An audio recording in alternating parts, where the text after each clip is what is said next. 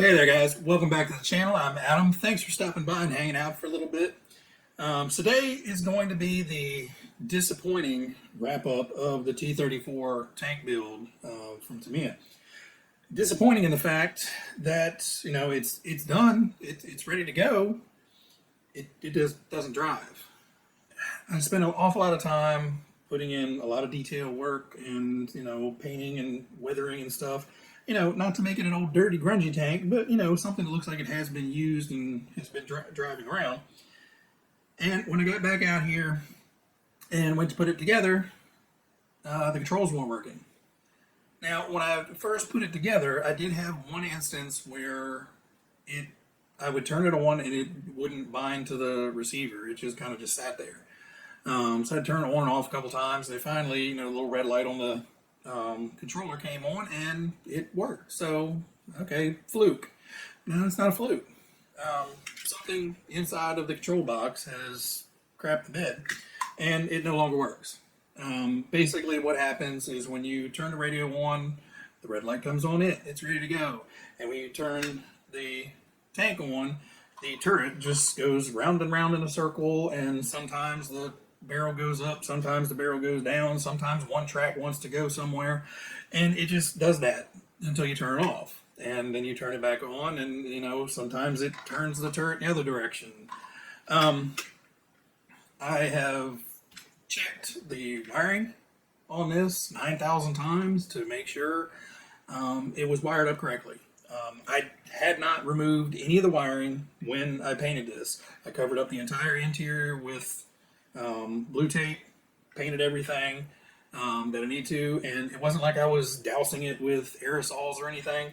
I sprayed it once with a matte clear to make sure everything was going to be able to, all the paint was going to stick to it, and then I painted everything with acrylic paints and then finish it off with one real quick coat of clear again. So this thing never got any, overspray or water or any kind of damage to this thing. It's just a pile. So I will get you guys some up close pictures. Unfortunately, I won't get any video of it actually driving over anything. And I think this is the first disappointment I've ever gotten from Tamiya. And the model is exceptional. It's a great 35th scale model that I could have spent 35, 40 bucks on and had a really great model.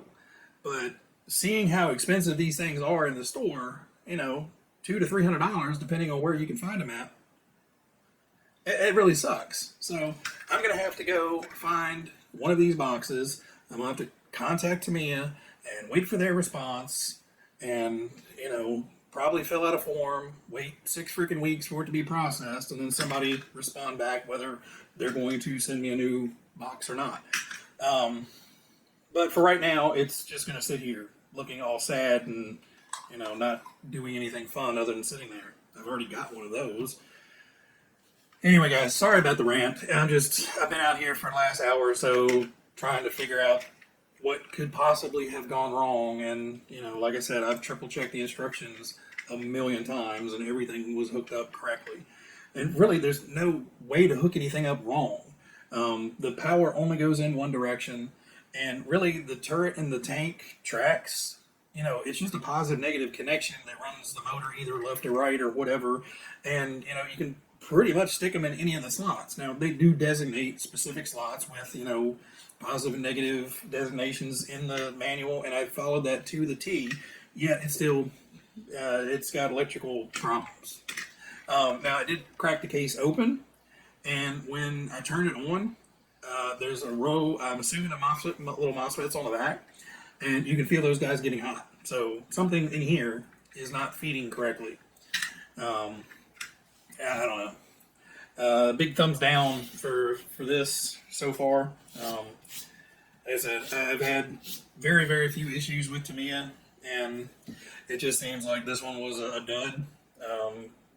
Like I said, if it was a $100 kit and it was a dud, it wouldn't have been that big of a deal. But these tanks are stupid expensive. Even these small ones, for what you technically get, it's really, really expensive. I mean, you get this little turret controller, which basically is just a motor that spins the ring around, and then it raises and lowers a little thing. not a whole lot of technology in this. You get the tank kit, which, you know, again, is a $35 tank kit, just with the pieces on it to make it a rolling tank. And you get the controller. And the controller, I mean, geez, this thing's got to be a tenth of the price of an actual RC controller. There's no high amperage or anything drawn through this. It's 4 AAA batteries. It's not like, you know, you're looking at 180 amp ESC. So, you know, a $15 controller box, you know, a $10 little motorized, $15 little motorized controller thing, 2 little tiny motorized gearboxes. So, you know, other than the $35 tank, you're getting, you know, what, $60 worth of other stuff in it for 200 and some odd dollars. I'd skip this one, guys. Buy a tank, paint it, leave it on the shelf, and don't worry about the frustrations of wanting to throw this stupid controller across the room because your tank turret is doing donuts for no damn reason. Anyway, I'll leave you guys with some, you know, static pictures of a static model. Sorry for the glumness, but, you know, I'm going to call it as I see it. This was a by Tamiya on this one. Sorry, Mom. I really appreciate the thought and the present for Christmas, but, yeah, this one turned out to be a poop.